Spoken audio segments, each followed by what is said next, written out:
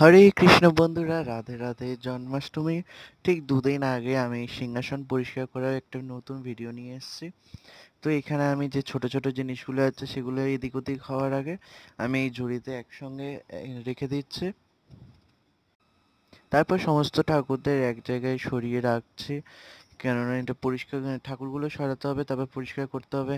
আবার ইঁদুরে কি করে রেখে, এই তো দেখো তোমরা ইঁদুরে কি করে রেখেছে, দেখো সমস্ত কিছু নিয়ে এসে ঠাকুরের পিছনে সব রেখে দিয়েছে। সিংহাসনের নিচের বক্সটাতে ওরকম অনেক ফুল কুচে কুচে রেখে দিয়েছে, সেটা আমি একটু আগেই আমি ওটা মেজে রেখে দিলাম। তারপরে এই কাপড়টা আমি বাদ দিয়ে দেবো। এবারে যেহেতু মনসা ঠাকুরের সিংহাসনটা হাইট তো বেশি, ওই জন্য আমি এই কাঠগুলো দিয়েছি যাতে তিনটে চারজন ঠাকুর যাতে সমানে থাকে। তো সিংহাসনটা দেখো একটু ময়লা পড়ে গেছে, তো আমি প্রথমে একটু ব্রাশ দিয়ে ঝেড়ে নিলাম, এরপরে কাপড় দিয়ে আমি মুছে নেব।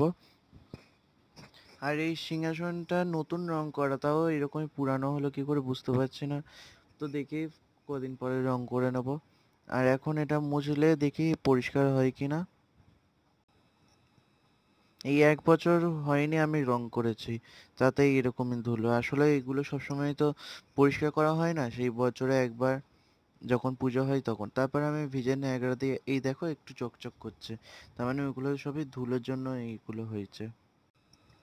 তো আমি ধুলোগুলো সব মুছে নিলাম। আর এইবারে এই সবুজ আসনটা বিছিয়েছি। আর ব্যাকগ্রাউন্ডে দেবো বলে এই নেটের নেটের যে সাদা জিনিসটা, এটা আমি দেবো বলেছিলাম, কিন্তু অতটা ভালো লাগবে না। তো এও কালারফুলের জন্য এই পিঙ্ক কালারে এই নেটটা আমি ইউজ করছি। তো এটা কুচি কুচি দিয়ে এটা দিয়ে দিচ্ছে। আর এই পিঙ্ক আর এই যে হালকা সবুজটা, এটা একটা কম্বিনেশনটা কিন্তু বেশ ভালোই লাগে। তো তার জন্য আমি এই পিঙ্কটা আর এই গ্রিনটা সিলেক্ট করেছি।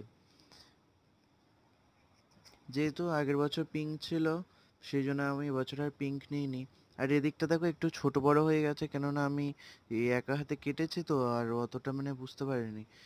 তো যাক, ওটা তো দেখা যাবে না, তো ফাইনাল লুক এটাই। আর আমি সামনে এই যে ফাঁকা অংশটা, এটা আমি আসন দেবো নাকি আমি এই ঘাসের এটা দেবো বুঝতে পারছিলাম না।